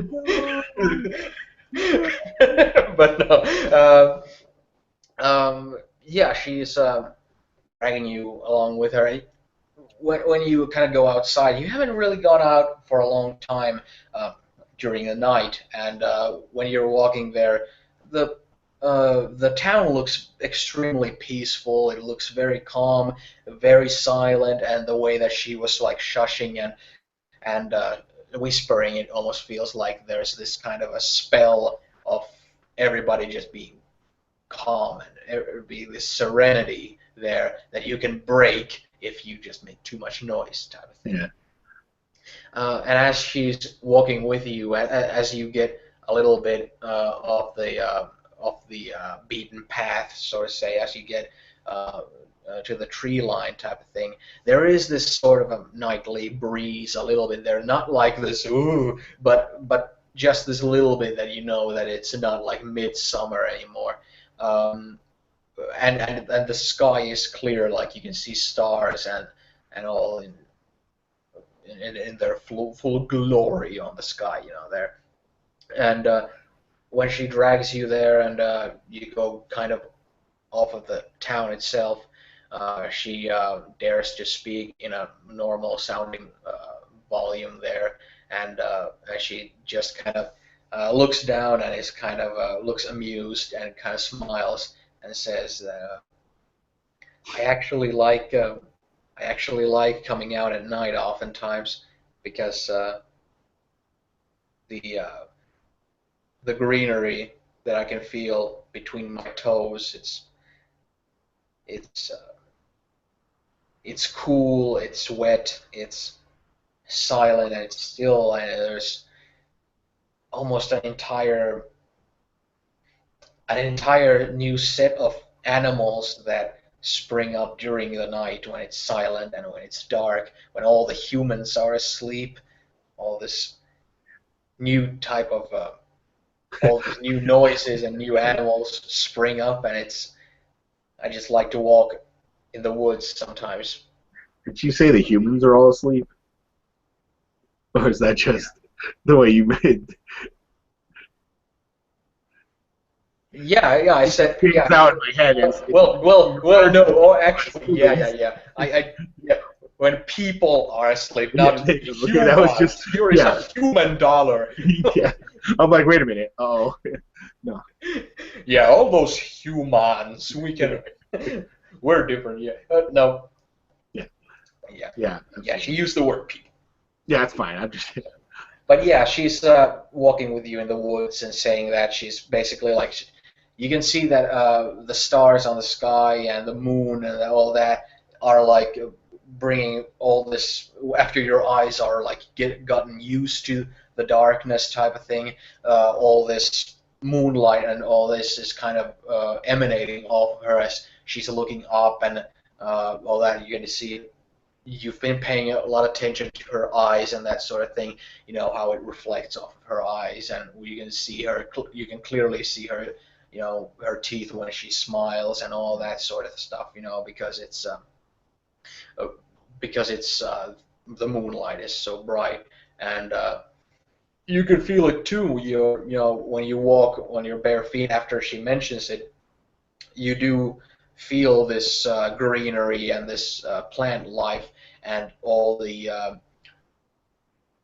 this kind of new set of life that lives in the undergrowth type of thing as you're walking barefoot there in this kind of breeze as all the people are asleep. There's no hustle and bustle, there's no duties to attend to, and nobody's talking anything behind anybody's back or planning to do anything to anyone type of thing. Everybody's just in a calm serenity at this point, and it is as we kind like of it is as we something like that as we takes you like kind of. stop.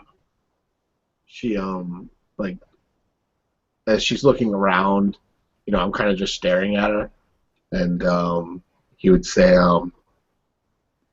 he's like, yep. He's like, it is beautiful, but he never actually looks at anything but her. He just continues to stare at her, and then sees, I don't know if she reacts to that or even notices, but that's what he would probably say as they're standing there.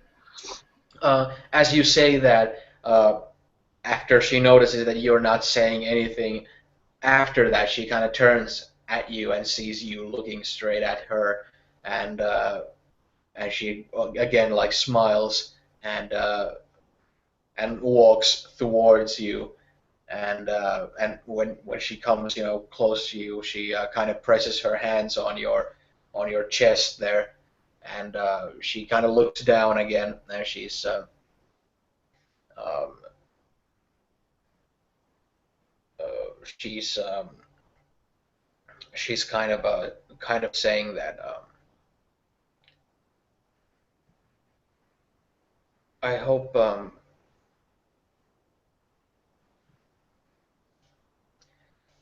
I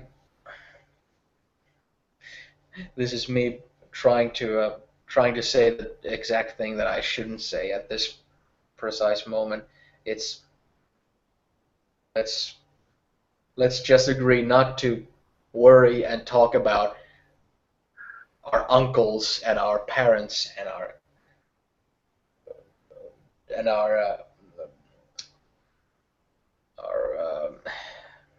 stupid stupid little moments uh, that cause embarrassment and just it's almost like getting to escape that a little bit.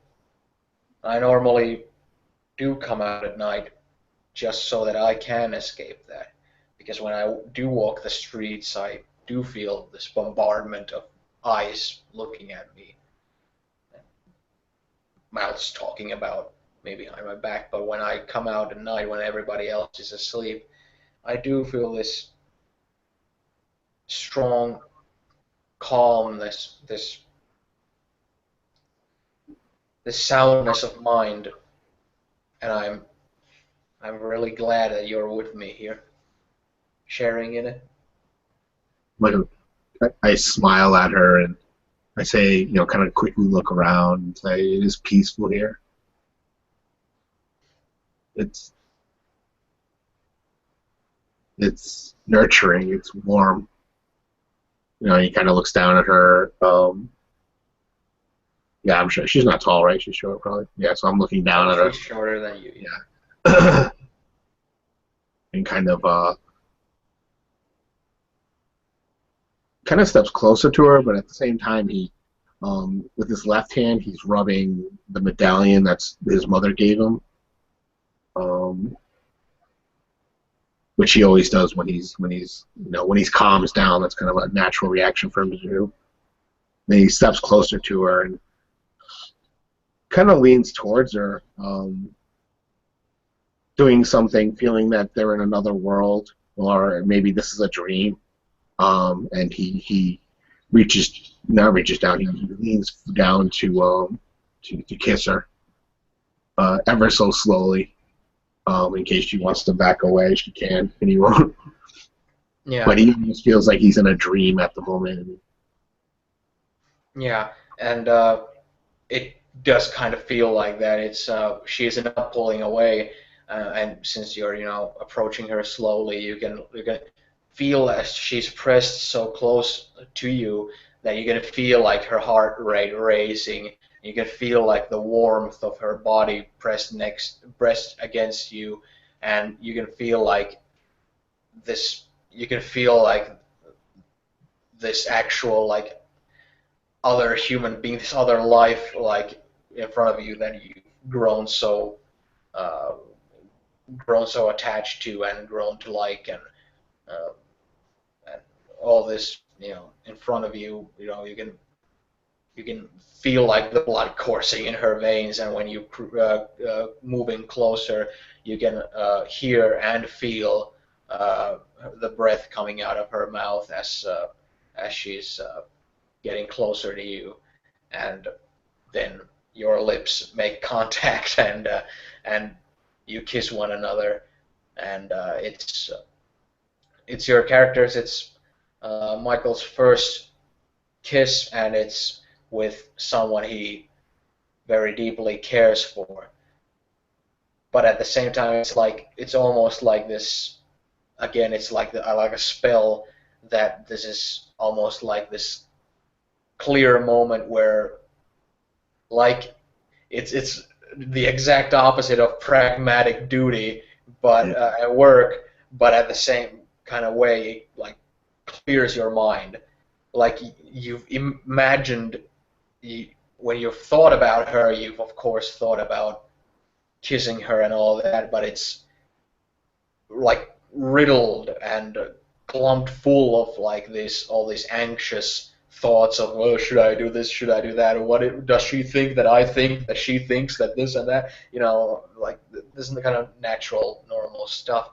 But when you're closed in that lip lock, it's again this kind of serenity of your mind type of thing, and you almost feel the moonlight on on your skin and in front of you on hers as as you're standing basically at the same spot you were standing in before, where there's not as many trees in tight line with one another, and like before there was the evening sun painting everything yellow. Now there's the full moon painting everything white in front of you, and it's again like it's reflecting off of very still lake surface there. It's almost like this line between there's two of you standing with one another in this little clearing in the woods, and there's this line of moonlight and the full moon in the sky itself.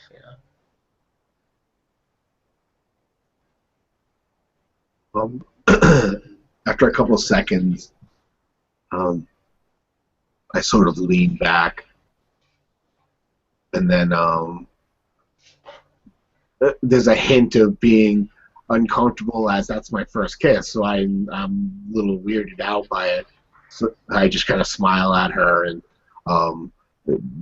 beyond the flush that was already there from kissing this person that I have a lot of attraction to and I want to be with, I redden up even more, I suppose, as the blood flows into my cheeks. And then I kind of look at her and say, I'm not dreaming, am I? She looks at you and doesn't say anything. She just looks at you with these big dark eyes of hers with the moonlight reflecting off of them, and she's just smiling, and then she leans in forward and gives you a kiss on the mouth as well, but a shorter one than before, and then she turns her head and looks straight up at the moon, and then looks at you, and looks at your you have that. What sort of night clothes would you be wearing? In my head, he was just wearing like just loose pants, but I'm trying to think of like what they, yeah. Yeah, 'cause he might have a nice shirt. I don't know.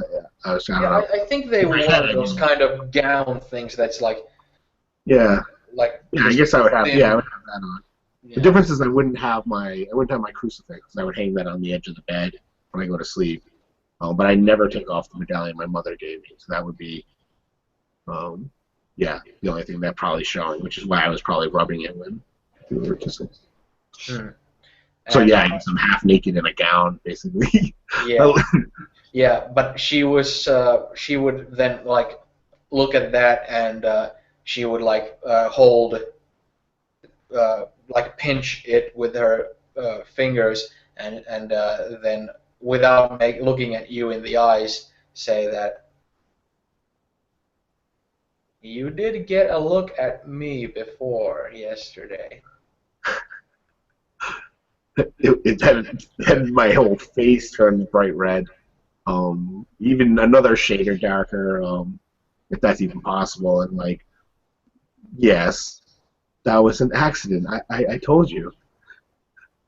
Not getting the hint at all in his head. He just he gets defensive. She will kind of her smile will get wider, like almost like letting out a little laugh, but she will look you in the eye and say that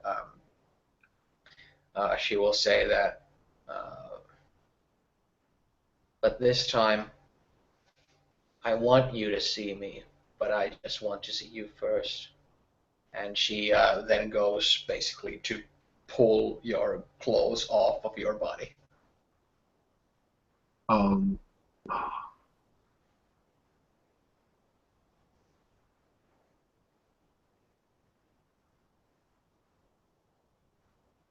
Yeah, Michael doesn't. There's a part in his mind where he's thinking this is wrong, and in God's eyes, you can't be with someone like this until you're married. And but her power, since she has me wrapped around her finger, no, she just the situation is so dreamlike and so beautiful to him that he forgoes that and just lets her undress him. Or as simply as just help shrug off his gown. Yeah.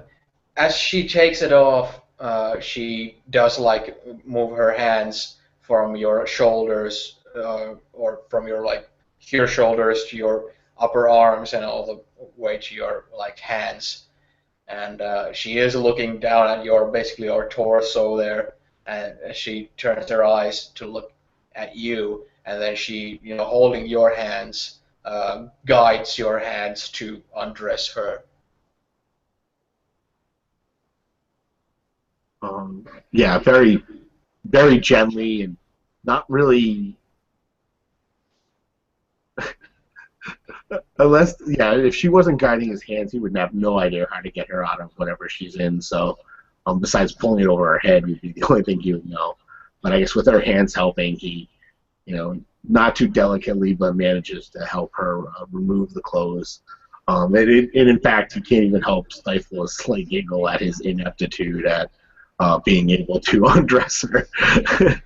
She's actually being quite pro about it in the sense of not pro in the sense of experience, but Yeah. in the sense that she's making it, she's not giving you a hard time about anything. Yeah. And as you get her, basically, it's kind of like a knot in the back, and then it almost goes loose, almost on its own weight, and it kind of falls off her body as well. And she stands there right in front of you, like you're very close to one another there. And her entire, she's there, Yeah. completely bare in front of you. What's going on through? You can see like Michael's almost like when he has tunnel vision when he's working. All he can see is her in front of him, and he can't even hear as his ears are just pounding with the blood that's just pounding in his chest from excitement, from fear. This is all new to him. There's a certain amount of wrongness to it in the back of his mind that his uncle is back here on his shoulder. Don't do this. This is wrong. And then there's the other part of him that's saying yes, do it. It's right. And but yeah, he just has that tunnel vision, and he just reaches out and kind of cradles her face, and then just begins kissing her, and whatever follows from that.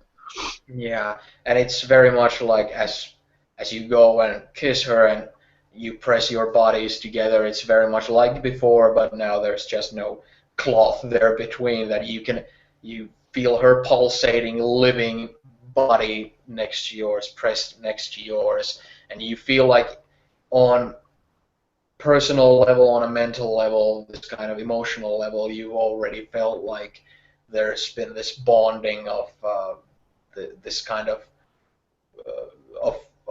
like-minded, this kind of soulmate may be kind of a crude modern term, but still it's like it's this you feel like you have a very strong bond with her, and when you're both your natural naked bodies are pressed on one another, and you embrace each other in a loving kiss, it's just that it goes another mile forward, that sort of attachment to her and emotion that you have to her. And as you're there bathing in the moonlight, basically, she will then guide you to basically take a dip in the water, not go swimming or anything, but basically go lay in the water. It's still very warm. The water is still very warm, and she will guide you to lay on the edge of the water, basically there, so that it's like clearly like it's not like, but it's like that's just that you're in the lake bathing in the water that's reflecting the moonlight there, and she will then come on top of you, and you're both like this glistening wet bodies pressed against each other, and in these passionate kisses and all this, and the moonlight is there.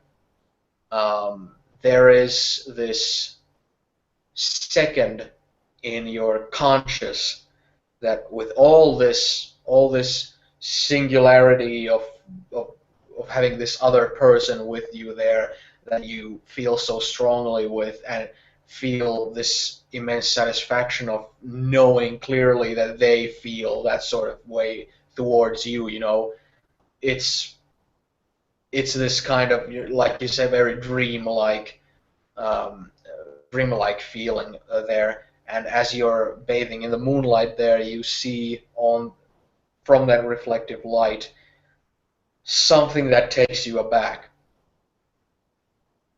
Your uncle didn't show you references or examples, but on her hip, on basically on both sides of her hip, she has scars.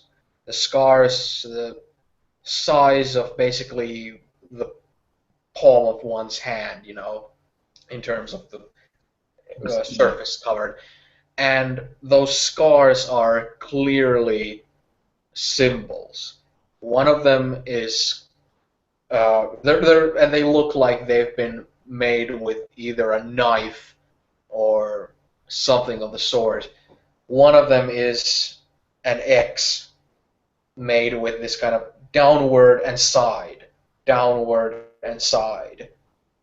X on one side of their hip, and on the other side is this half-finished square, this side-down side uh, of symbols on both sides of her hip.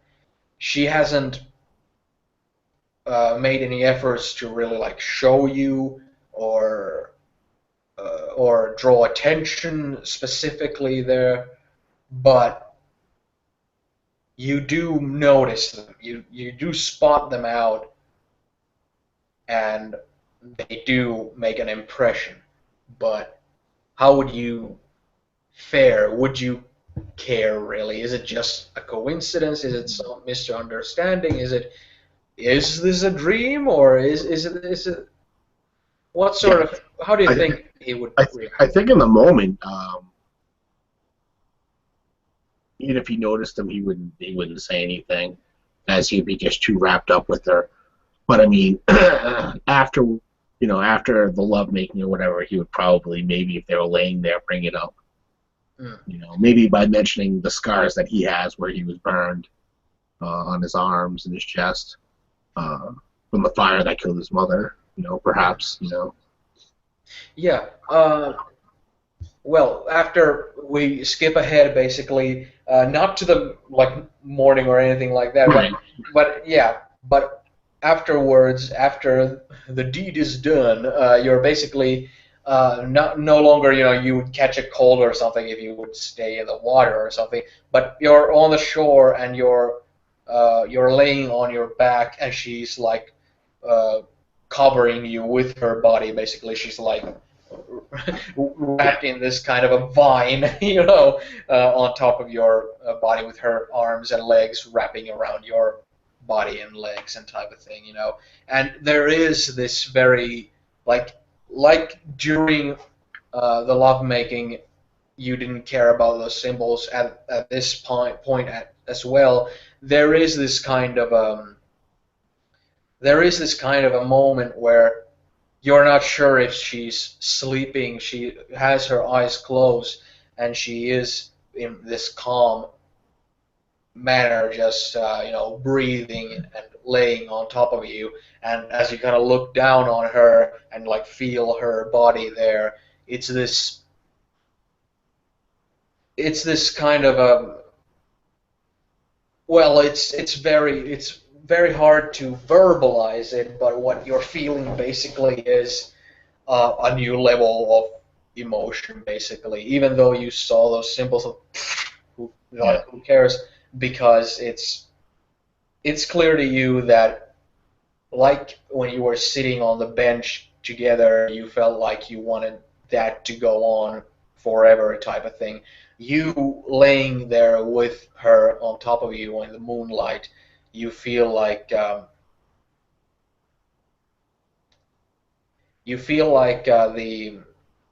like you don't ever want to leave this moment in time, and it's kind of escalates to the point where it becomes kind of like the scales are dropped from your eyes, and it's like you love and you know that you are being loved by this woman.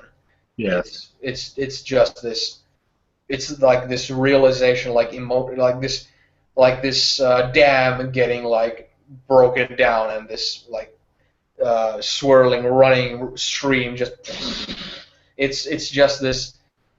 You feel like the serenity and calmness of mind and body and spirit that was described earlier that you felt in her presence. This is again this kind of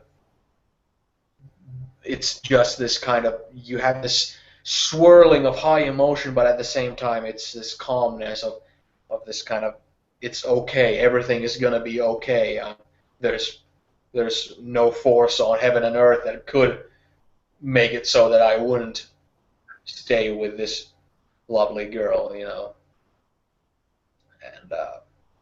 And yeah, there you're laying there with her, uh, not knowing whether she's asleep or awake, and the moon is basically right there in the horizon in front of you. Yeah, I think. Yeah, Michael would probably just hold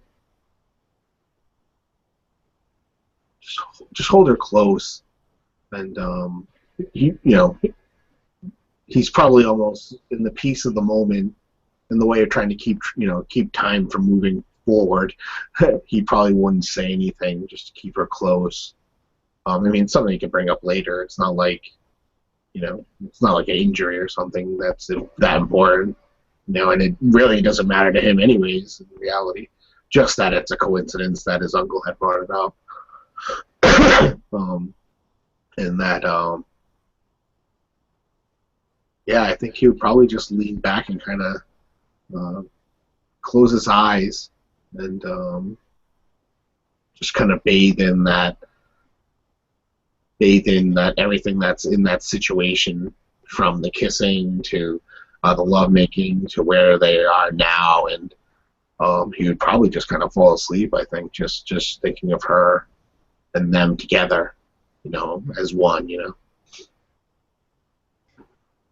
Okay. I'm thinking, should we leave it there? It might be a good point to leave it because anything else would be again in midday, kind of in the middle of stuff. So Yeah. so if you're cool with it, we'll pick up from there basically the next time. Cool. So yeah, this session was clearly shorter than the one before, but in terms of pacing this stuff, it's this is a good point in which to end it. Yeah, because I can see a lot of stuff going wrong from this point on. Yeah, kind of bummer, midway type of thing. Yeah. But yeah, next week. Yeah, Next sounds week. good to me. Yeah. All right. Pick a day and set it up on Facebook, and we're excited to find out what happens to them. Yeah. It can't be good, you know that. But yeah, not too much in terms of time. Happen like from an afternoon to midnight, but right. But yeah, like there's a lot of stuff going on inside the heads of these characters. So in order to go through with all that and take all that into consideration. Oh man, so much build-up. I'm scared now. Yeah, and I'm surprised you're a werewolf. Oh yeah, I forgot all about that. I'm a werewolf too. Yeah. Okay, but yeah, I'm gonna shut down the video now. So All right. thanks everybody for watching, and most likely next week is gonna be another session, picking from where we left off. So bye. Yeah.